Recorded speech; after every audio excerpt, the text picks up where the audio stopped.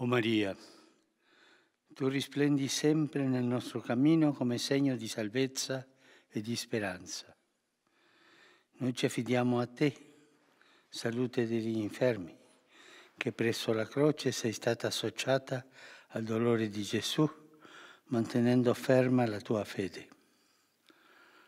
Tu, salvezza del popolo romano, sai di cosa abbiamo bisogno e siamo certi che provvederai perché, come a Cana di Galilea, possa tornare la gioia e la festa dopo questo momento di prova.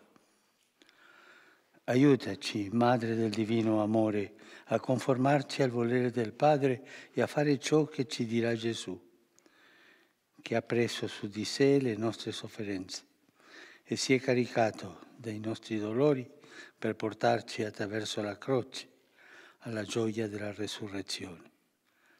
Amen. Sotto la tua protezione cerchiamo rifugio, Santa Madre di Dio. Non disprezzare le suppliche di noi che siamo nella prova e liberaci da ogni pericolo, o Vergine gloriosa e benedetta.